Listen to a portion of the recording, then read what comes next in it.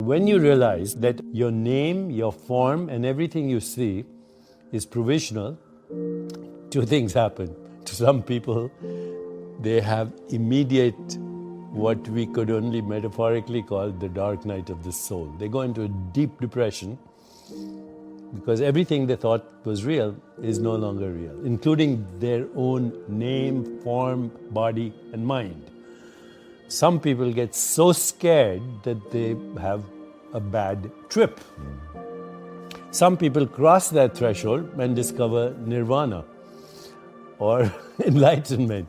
And they say, wow, I thought I was squeezed into the volume of a body in the span of a lifetime, but I'm a timeless being that can morph myself into any experience, including the human experience, which is amazing.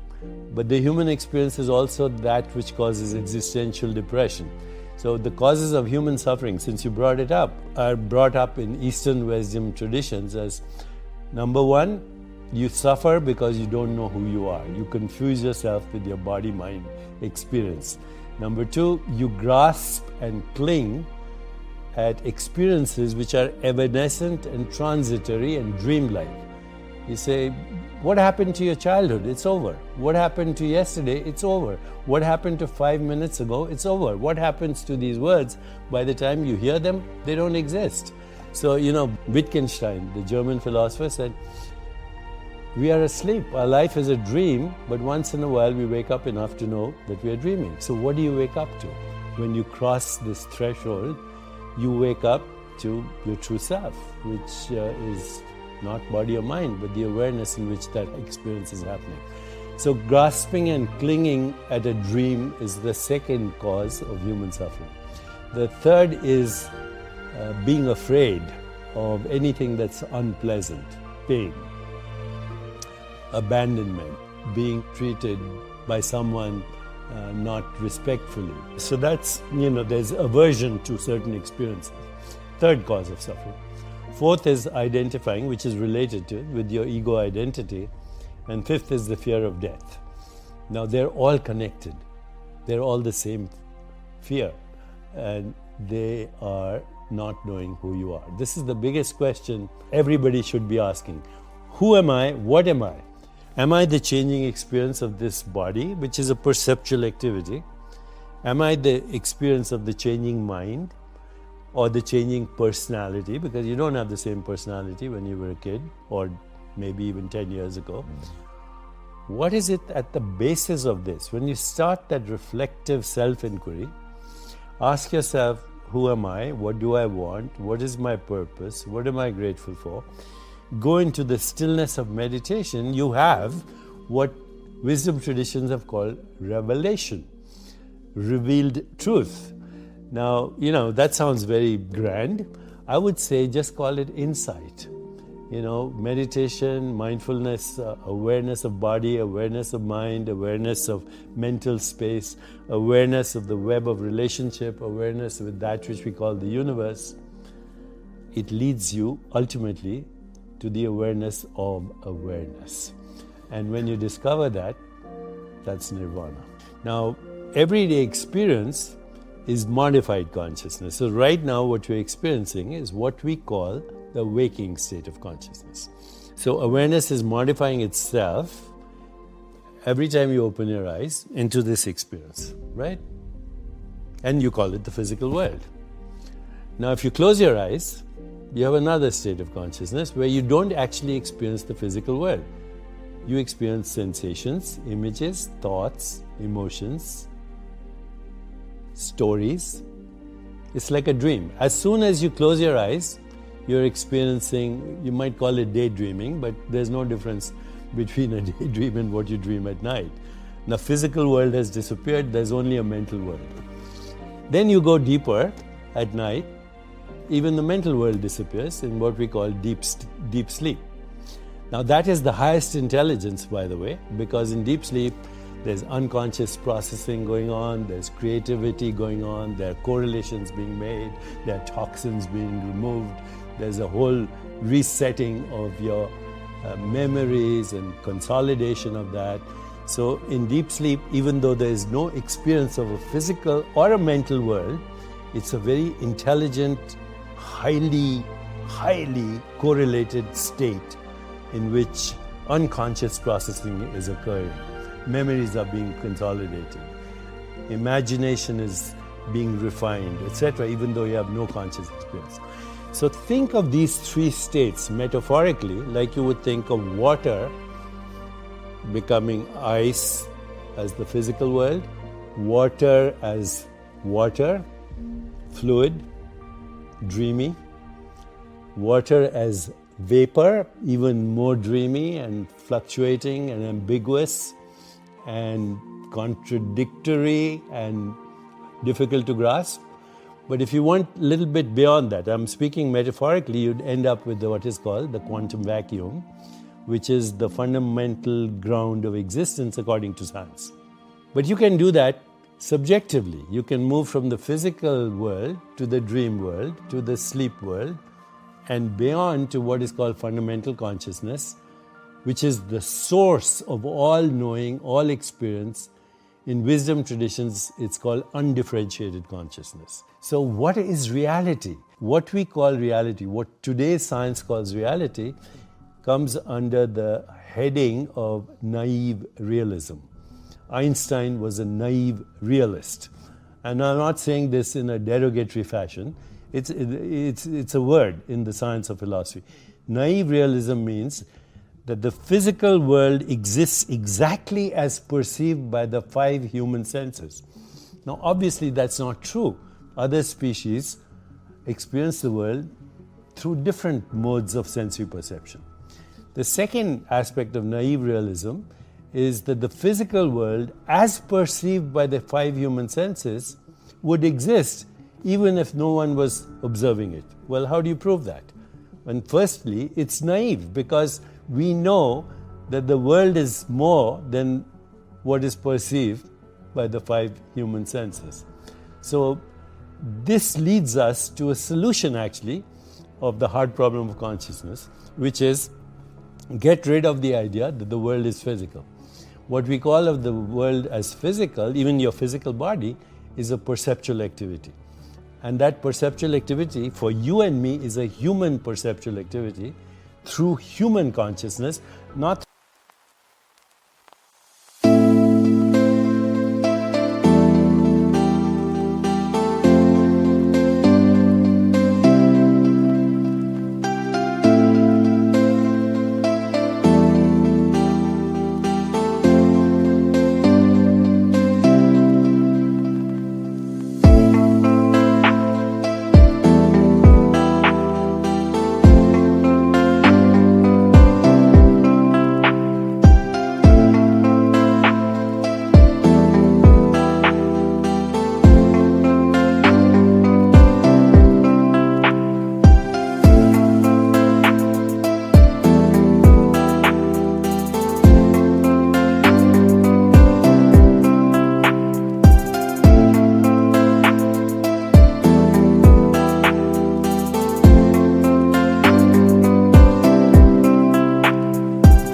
through bat consciousness, not through mosquito consciousness, not through plant consciousness.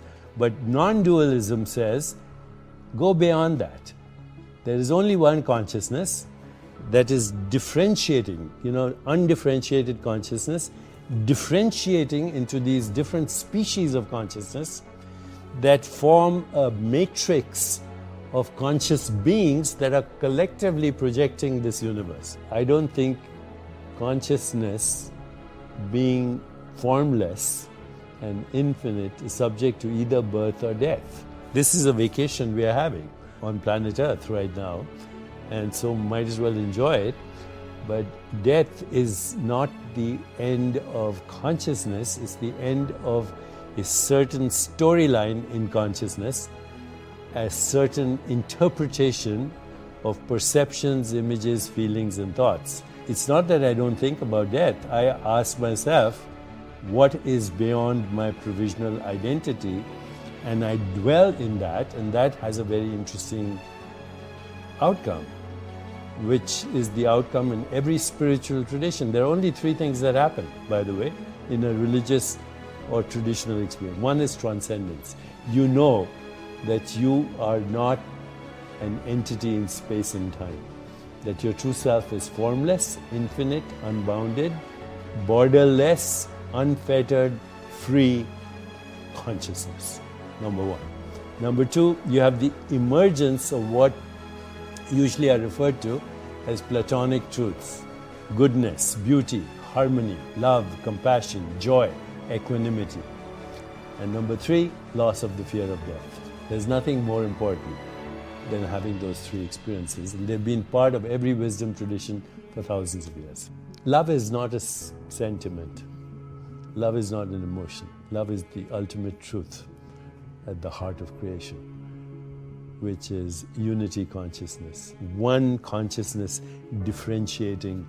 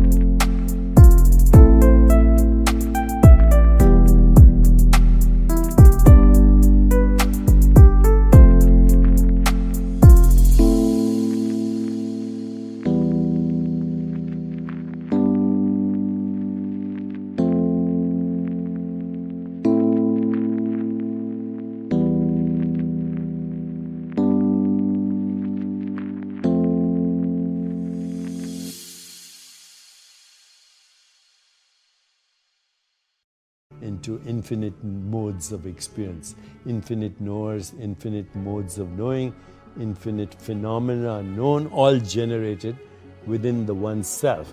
Just like when you were just a fertilized ovum, you were one cell, stem cell, pluripotential cell. It became eyes, it became nose, it became fingernails, it became heart, it became brain.